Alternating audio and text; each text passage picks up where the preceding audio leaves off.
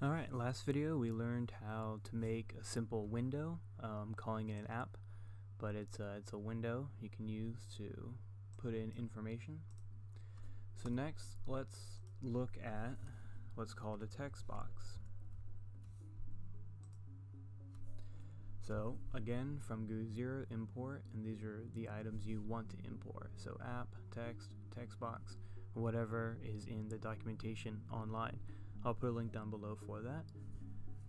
You specify your app, so you can name this whatever you want, equals big app because that's what you want to reference, and then your title is still hello world.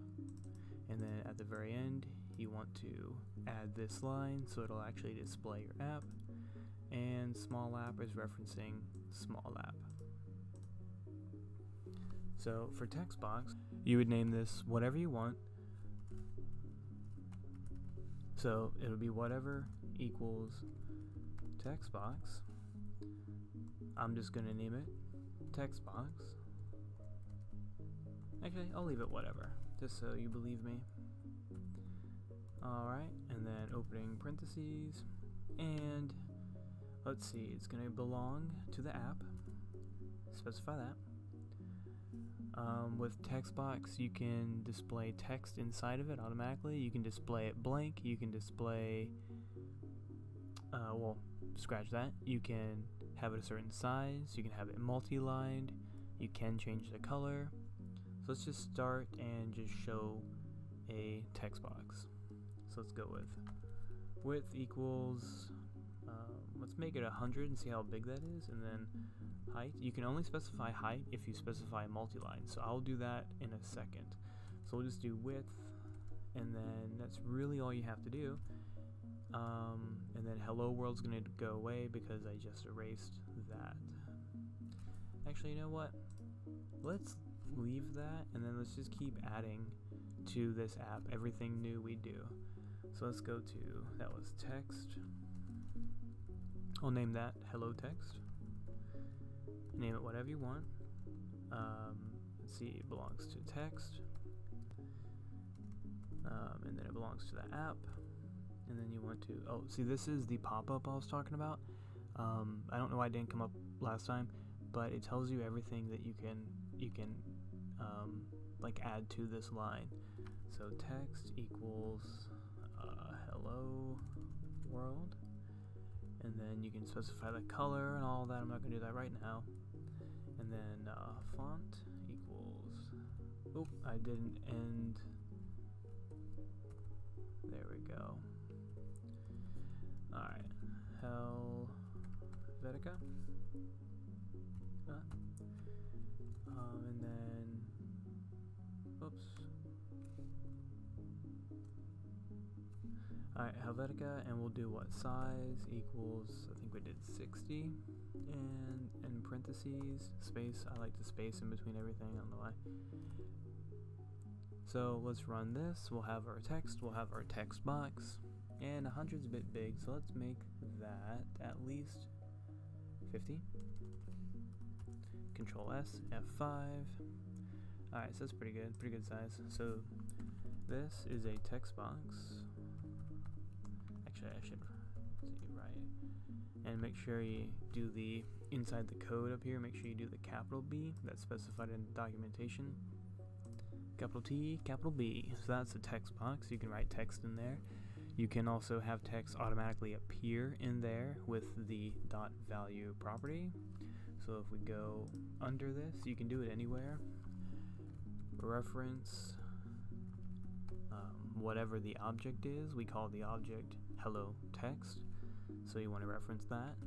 .value equals something cool, and then actually that is a string, so we want to put that in some quotes there, and Control S, and that didn't work because I referenced the wrong something. So if I go to whatever and Control X and Control V and Control S and F5, now we're back to hello world. I referenced the wrong object. So now something cool is in there.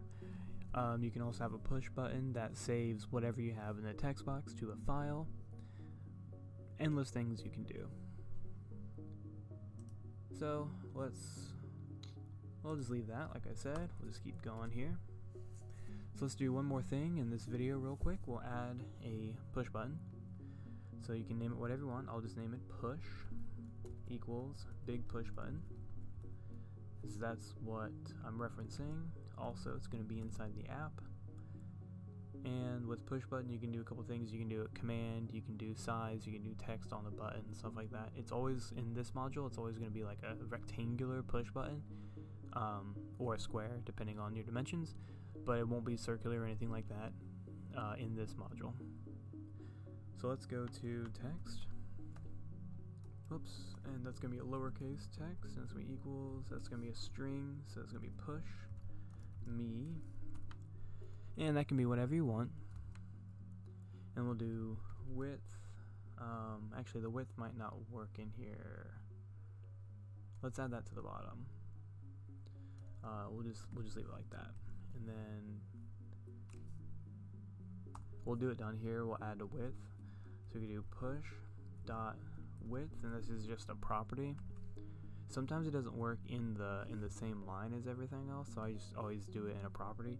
Let's width equals 30, and then height equals, oops, I have to reference the object, dot height equals, let's just, to make it symmetrical, let's do 15, be a nice rectangle. And then, like I said, in the text box, you can make that multi-line, so let's just make that multi-line real quick. So you go multi-line equals true. Did I spell it right? I think I spelled it right, I don't know. And then after that, you can specify a height equals, let's do, see that was 50, let's just do like 10. And that's really big, so let's just do, it doesn't really matter, let's just do 2 then. I guess that'll be, yeah, so that's, okay. So we have an error, that means we didn't do something right. So we have our something cool, and that's twice as big now, so we can return and type something else. Now our error down here is we didn't define push button. So up here we need to define push button. So capital P, capital B. So then once we control S and F5, that's a really big push button, but you can push it, see that? So we have our hello world, our multi-line text box, our push button. So let's make this push button a little bit smaller. So we'll do 15 on the width, and then we'll do like 5 on the height. Now that's still pretty big. I don't really like it that big. So let's just do 10 and then 2.5. Hopefully a decimal works. Nope.